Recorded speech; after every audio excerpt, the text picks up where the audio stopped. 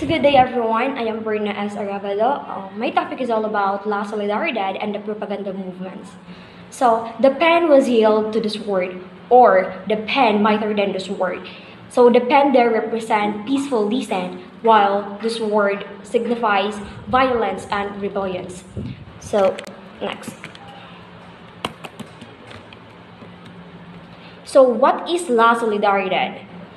So La Solidaridad, or the Solidarity, was an organization created in Spain on December 13, 1888, composed of Filipinos liberals exiled in 1872 and the students attending Europe's universities and organizations aimed to increase Spanish awareness of the needs and its colony, the Philippines, and to propagate a closer relationship between the Philippines and the Spain. So La Solidaridad was established to express the goal of the propaganda movements toward achieving assimilations with Spain. The first issue of La Solidaridad came out on February 15, 1889, a fortnightly and a bi-weekly newspaper. La Solidaridad serves as the principal organ or the reform movement in the Spain. So Committee de Propaganda in the Philippines funded the publication of the La Solidaridad. The editorship for the newspaper was the first offered to Jose Rizal.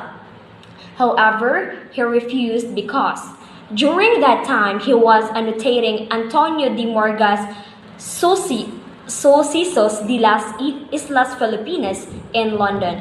After that, Rizals and Graciano Lopez Haina was offered the editorship of the La Solidaridad and he accepted it. So on April 25, 1889, La Solidaridad published the letter entitled The Aspiration of the Filipinos, which was written by Asuncion Hispano-Filipina de Madrid, or in English, it is Hispanic Filipino Association of Madrid. So the propaganda movement's reforms desired is first, equality of the Filipinos and Spaniards before the laws. Second, assimilation of the Philippines as a regular province of the Spanish.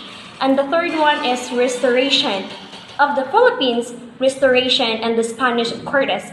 And the fourth one is Philippinization of the Philippines, parish and expulsions of friars. Then the last one is the human rights of the Filipinos, such as freedom of speech, freedom to meet a petition for redress of grievance. And so after years of publication from 1889 to 1895, funding of the La Solidaridad became scarce. Committee de Propaganda contribution to the newspaper stopped, and Del Pilar funded the newspaper for almost on his own. Penniless and Spanish, Del Pilar stopped the publication of La Solidaridad on November 15, 1895, with the 7 volumes and 160 issues. In Del Pilar's farewell editorial, he said that, facing the obstacles that the reactionary persecutions bring in opposition to the circulation of this newspaper in the Philippines, we have to suspend our publication for some times. Nowadays, when there are ways to curb difficulties, we will not stop working to overcome them. We are persuaded that no sacrifices are too little to win the rights and the liberty of a nation that is oppressed by slavery.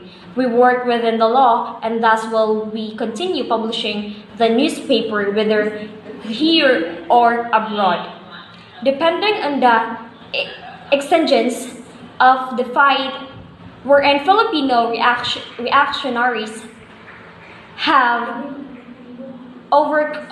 come to impress upon all Filipinos that in its souls there beats some sentiment of dignity and shame. Whether here or abroad, we will continue developing our program. So that is Del Pilar farewell editorial.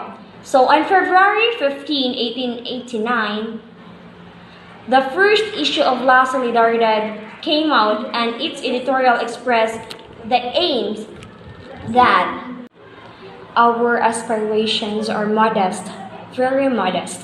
Our program, aside from being simple, is clear to combat reaction, to stop all retrogressive steps, to extol and adopt liberal ideas, to defend progress. In a word, to be a propagandist above all of democratic ideas in order to make the supreme in all nations here and across the sea. The aims, therefore, of La Solidaridad are described as to collect together libertarian ideas which are manifested daily in the field of politics, science, art, literature, commerce, agriculture, and industry. We shall also discuss all problems relating to the general interest of the nation and seek solution to those problems in high level of democratic manner.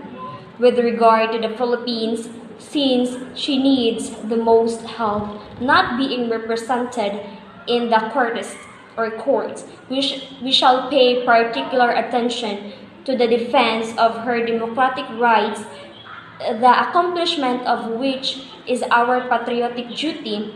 That nation is 8 billion souls should not, must not be the exclusive preserve of theocracy and traditionalism. So the contributors of La Solidaridad is mostly, they are all Filipinos.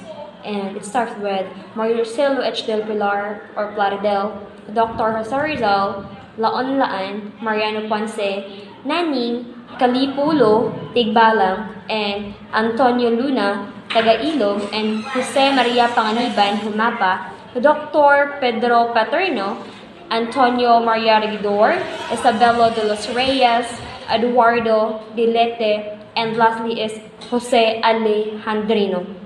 And some of the friends of the propaganda movements also contributed, notably Professor Blumentritt. Blumentritt is the Austrian ethnologist, and Dr. Moraita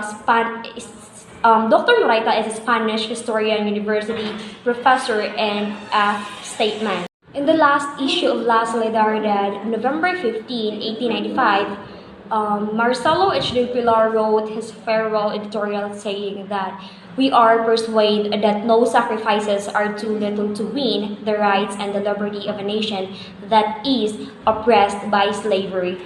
So, what did you think? Did La Solidaridad fail? Did the propaganda movement achieve its goals?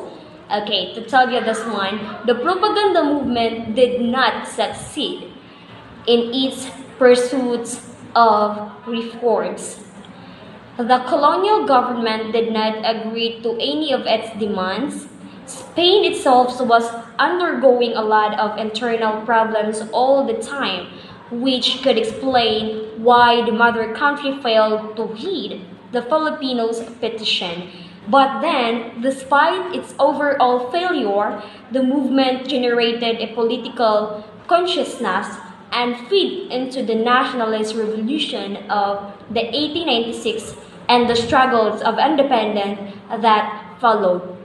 Okay, before that one, I will tell you the reasons of their failures. First one is that confiscation of the newspaper issues in the mails. Second, lack of funds to support the movement. Third is friars were busy collecting money and making themselves rich. And the fourth one is that many members wanted true change, but then were cautious of their wealth. Then the fifth one is that the conflict between Lopez Jaina to Del Pilar and then Rizal and then Del Pilar. And sixth one is no strong leader aside from Rizal. Imagine how great is Rizal. Not only in the Philippines, but then it's Rizal's stance for the rights. And then last one is the Spanish government did not agree to any of its demands. And that is the reason why the La Solidaridad they got failure and did not succeed of their propaganda movements. So that would be all. Thank you.